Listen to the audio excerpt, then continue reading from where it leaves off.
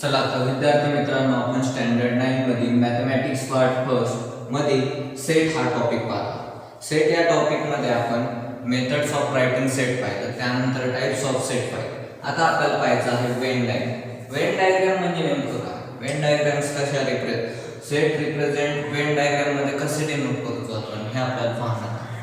First, Venn diagram ही concept John Wien नावाचे British scientist यांनी first close diagram मध्ये represent केले, सेट रिप्रेझेंट केले.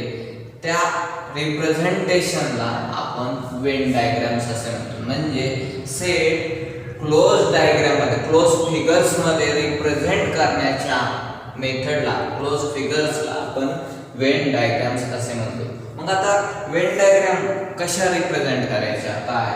तर सिंपल आहे. आपण रेक्टँगल पाहिलेले, रेक्टँगल असेल, स्क्वेअर असेल, या कशा आहेत? क्लोज डायग्राम आहे. सर्कल, त्यानंतर ट्रायंगल, अशा वेगवेगळ्या क्लोज डायग्राम्स आपल्याला माहिती आहे. या क्लोज फिगर्स मध्ये सेट रिप्रेझेंट करण्याच्या मेथडला, त्या डायग्राम्सला आपण वेन डायग्राम असे म्हणतो. त्या मेथडला आपण वेन डायग्रामने सेट रिप्रेझेंट केला असं आपण म्हणतो. फॉर एक्झाम्पल, एखादा सेट डिफाइन केला, ए हा सेट डिफाइन केलेला आहे. 1 2 3 4 5 या पद्धतीने सेट डिफाइन केलेला असेल तर हा सेट क्लोज डायग्राम मध्ये लिहिणे म्हणजे वेन डायग्राम झाली. त्या सेटची वेन डायग्राम झाली. मग आता फॉर एक्झाम्पल मी आता रेक्टँगल मध्ये तो सेट लिहित आहे, म्हणजे त्यामधले इलेमेंट लिहायचे आहेत आपल्याला, आणि त्याला या क्लोज डायग्राम मी ए या सेट ने डिनोट केलेला आहे. आणि त्यामधले इलेमेंट बघा कसे लिहितो, 1 2 3 4 आणि 5 या पद्धतीने मी ते डिनोट केले. आता यामध्ये कॉमाज वगैरे देण्याची काहीच गरज नाही. या पद्धतीने रिप्रेझेंटेशन करणं म्हणजे वेन डायग्रामने रिप्रेझेंट केले. आपण सेट रिप्रेझेंट केला, तो सेट रिप्रेझेंट केलेला आहे. आपण रेक्टँगल मध्ये पण डिनोट करू शकतो तो, किंवा सर्कल मध्ये पण डिनोट करू शकतो, इलिप्स मध्ये पण डिनोट करू शकतो. इलिप्स हा आकार या पद्धतीने असतो. यामध्ये पण आपण तो सेट डिफाइन करू शकतो, रिप्रेझेंट करू शकतो. फक्त क्लोज डायग्राम पाहिजे. क्लोज डायग्राम मध्ये आपण तो सेट रिप्रेझेंट करणार आहोत, त्याला आपण वेन डायग्राम असे म्हणणार आहोत. फॉर एक्झाम्पल, ए हा सेट बघा, यामध्ये डिनोट करतो मी 1 2 3 4 5. त्यानंतर ट्रायंगल मध्ये पण आपण तो सेट डिफाइन करू शकतो. ट्रायंगल मध्ये कसा येईल? फक्त ए हा सेट लिहितो 1 2 3 4 5 या पद्धतीने, किंवा इथं ए 1 2 3 4 5 ह्या क्लोज डायग्राम मध्ये असं रिप्रेझेंट केलेलं आहे, त्याला आपण वेन डायग्राम्स असे म्हणतात. पुढची कन्सेप्ट आहे सबसेट. सबसेट म्हणजे नेमकं काय? सबसेट ही कन्सेप्ट एकदम सोपी कन्सेप्ट आहे. दोन सेट दिलेले असतील आपल्याला, फॉर एक्झाम्पल ए आणि बी असे दोन सेट डिफाइन करून दिलेले आहेत. फॉर एक्झाम्पल, ए हा सेट आहे 1 2 3 4 5 हा सेट डिफाइन केलेला आहे, आणि बी हा सेट डिफाइन केलेला आहे 2 3 4 हा सेट डिफाइन केलेला. आता यामध्ये तुम्हाला लक्षात येत असेल, काय लक्षात येत आहे? बी मधील प्रत्येक जर इलेमेंट आपण ऑब्झर्व केला तर हे प्रत्येक इलेमेंट 2 3 आणि 4 हे कुठे दिसतात? मला ए मध्ये दिसतात. म्हणजे एखाद्या सेटचे ऑल इलेमेंट दुसऱ्या सेट मध्ये असतील तर त्या सेटला आपण त्याचा सबसेट असे म्हणतो. म्हणजे बी हा ए चा सबसेट आहे. जो लहान सेट दिसत आहे आपल्याला, तो मोठ्या ए या सेटचा कसा काय दिसत आहे? सबसेट आहे. म्हणजे बघा, ऑल एलिमेंट्स इन बी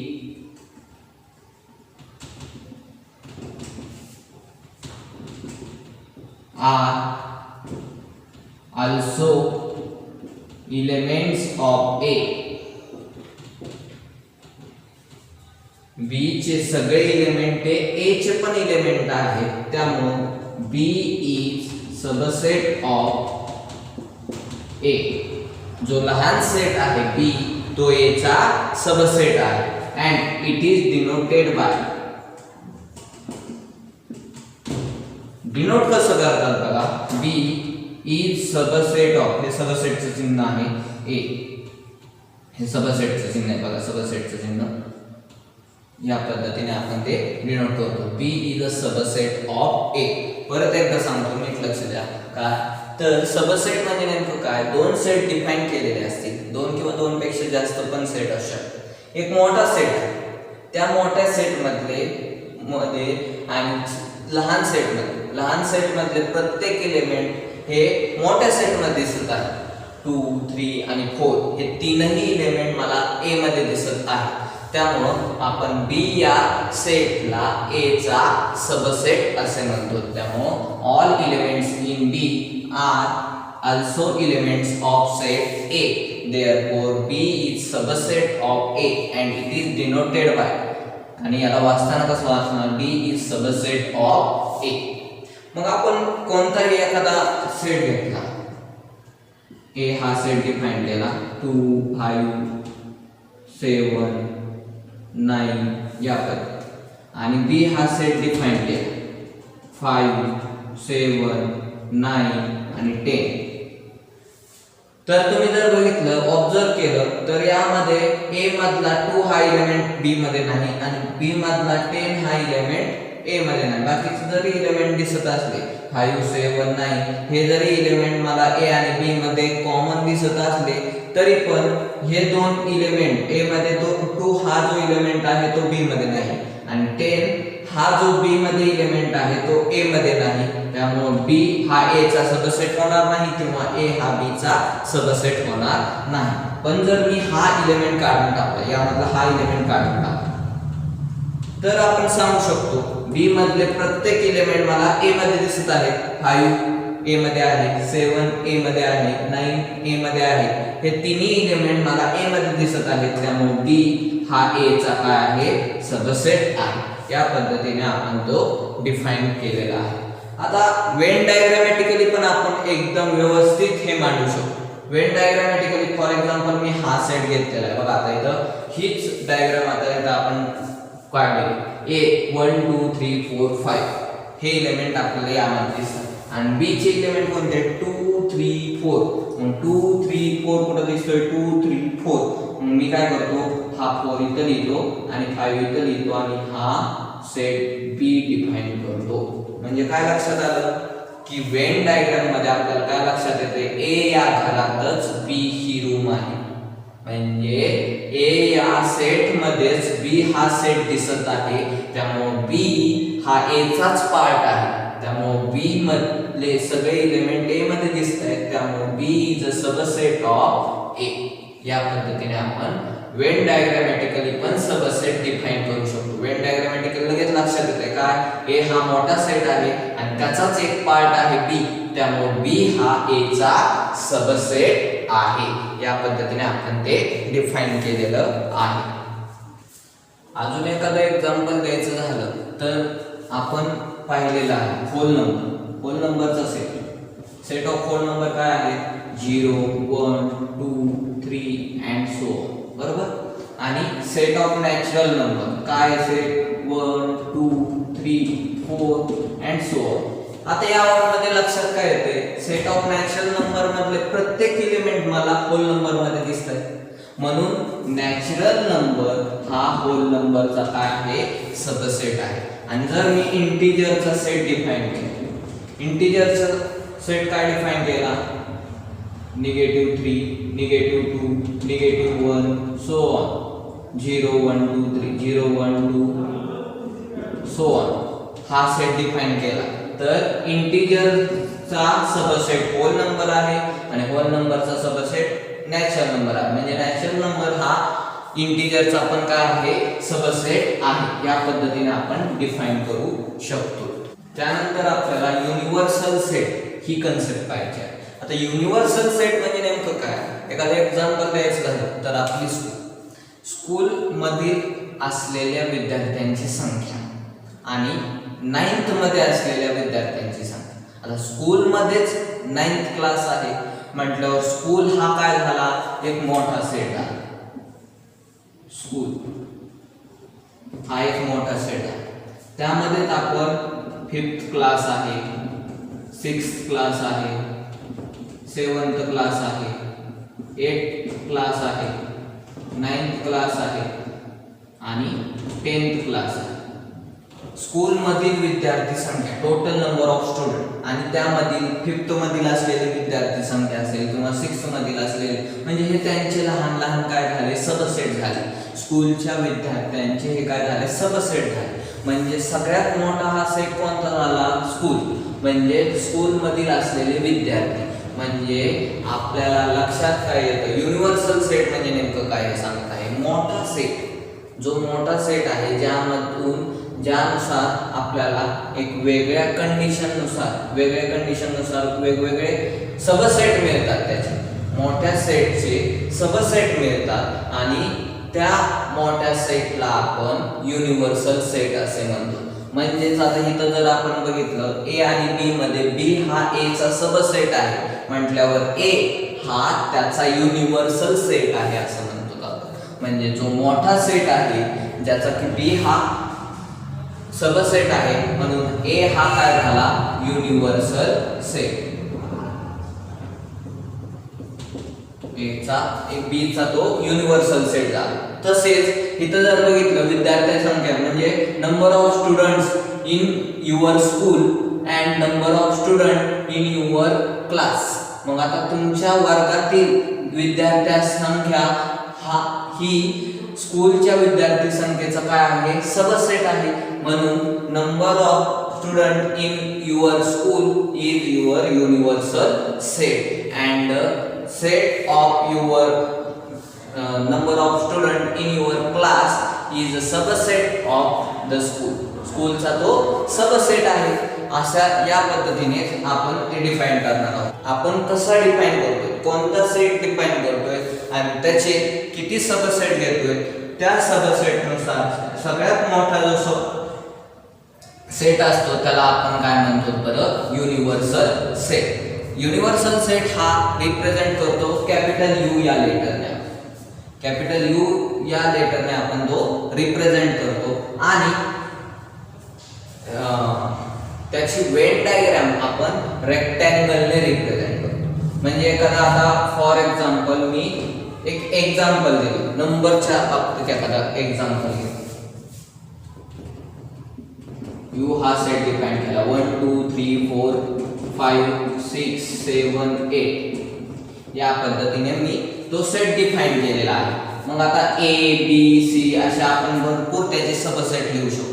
मी ए हा सबसेट लिहिला त्याचा इवन नंबरचा होतो, त्यामध्ये असलेले इवन नंबर. बी हा सेट लिहिला त्यामध्ये असलेले ऑड नंबर 1 3 5 7 ऑड नंबर. म्हणजे काय लक्षात येते आता आपल्याला, हा मोठा सेट आहे, युनिव्हर्सल सेट आहे.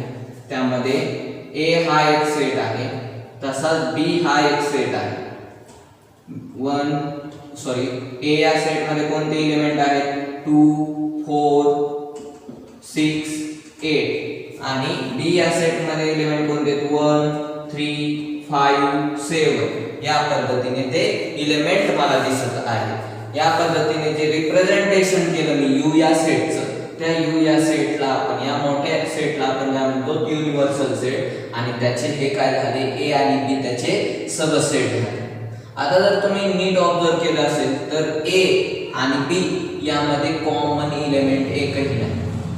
ए मध्ये जे एलिमेंट आहेत ते बी मध्ये दिसत नाही आणि बी मध्ये एलिमेंट जे आहेत ते ए मध्ये दिसत नाही. असे जर सेट आपल्याला दिसले तर आपण त्यांना म्हणतो एकमेकांचे complement. Complement of a set ही आपण पुढची कन्सेप्ट पाहणार. युनिव्हर्सल सेट ही कन्सेप्ट लक्षात आली का तुम्हाला, की युनिव्हर्सल सेट म्हणजे असा एक मोठा सेट की त्याचे आपण सबसेट किती पण डिफाइन करू शकतो. जे सबसेट डिफाइन झालेले आहेत त्या कशावर डिफाइन झालेले, तर या मोठ्या सेटवर डिफाइन झालेले आहेत. त्यामुळे हा मोठा हा जो सेट आहे तो म्हणजे आपला युनिव्हर्सल सेट असेल. आणि आता आपल्याला डिफाइन करायचं आहे की complement of a set.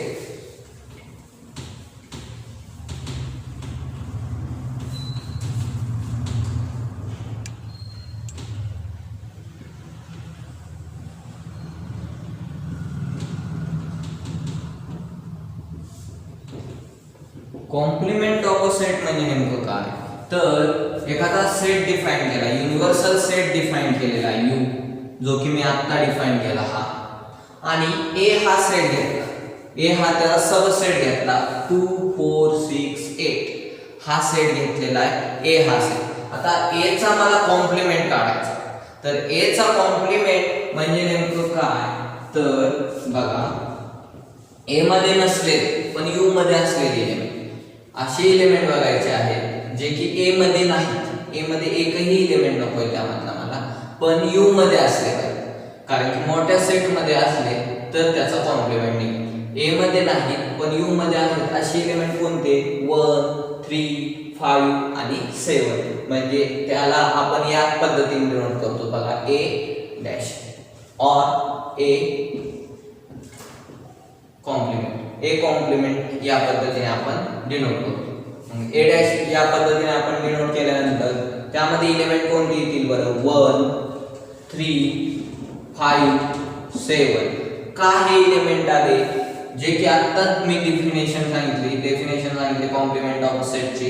Complement of set म्हणजे नेमकं काय, तर आपल्याला असे एलिमेंट बघायचे युनिव्हर्सल सेट मध्ये जे की ए मध्ये नाहीत पण यू मध्ये आहेत, असे एलिमेंट म्हणजे ए चा कॉम्प्लिमेंट, ए या सेटचा कॉम्प्लिमेंट. ते कोणते आले, 1 3 5 7, म्हणजे हा जो सेट आहे तो काय आहे, ए कॉम्प्लिमेंट. म्हणजे तुम्हाला लक्षात काय येते, ए आणि ए कॉम्प्लिमेंट या दोघांमध्ये एकही कॉमन एलिमेंट नाही, या दोन्ही सेट मध्ये एकही कॉमन एलिमेंट नाही, पण ते दोन्ही पण यू चे सबसेट आहेत.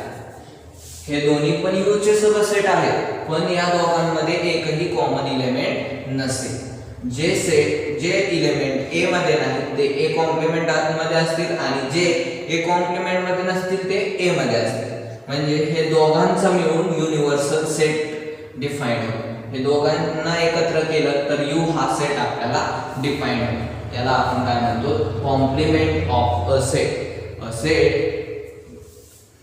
ए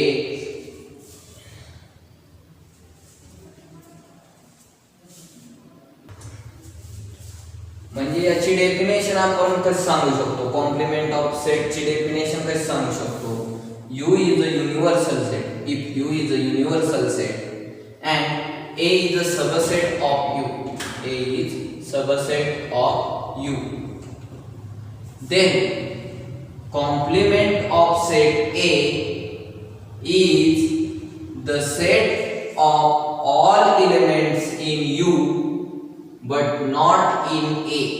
A मध्ये नाहीत पण U मध्ये आहेत असे सर्व एलिमेंट हे म्हणजे ए कॉम्प्लिमेंट मधले एलिमेंट असतात. also A complement is also subset of U. A complement पण U चा काय असतो, सबसेट असतो. प्रॉपर्टीज जर यांच्या पाहायच्या झाल्या, properties of complement of set,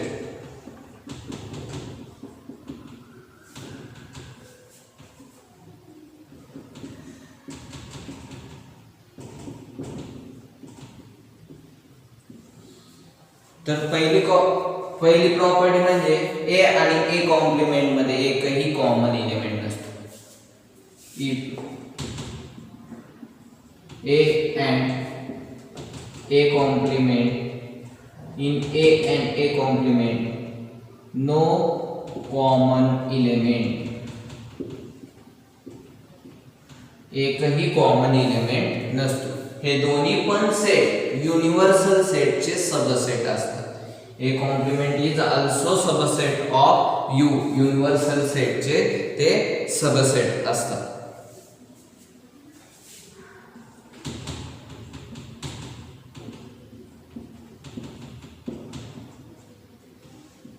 दोन्ही पण युनिव्हर्सल सेटचे काय असतात, सबसेट असतात.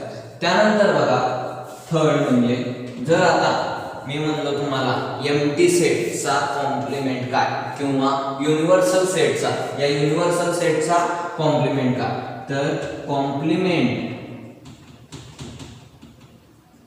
Of universal set is empty set.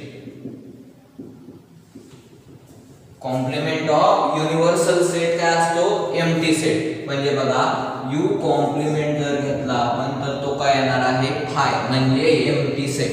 आणि फोर्थ प्रॉपर्टी म्हणजे हा एम्प्टी जो सेट आहे त्या एम्प्टी सेटचा कॉम्प्लिमेंट जर घेतला आपण तर तो काय येतो युनिव्हर्सल सेट. म्हणजे complement of empty set is universal set. म्हणजे phi complement equal to U. या पद्धतीने आपण ते रिप्रेझेंट करतो. हे लक्षात घ्या. ह्या झाल्या त्याच्या प्रॉपर्टी. अजून काही एक्झाम्पल्स आहेत. एक्झाम्पल्स भरपूर आहेत यामध्ये प्रॅक्टिस सेट मध्ये ते तुम्ही सॉल्व्ह करणार आहात.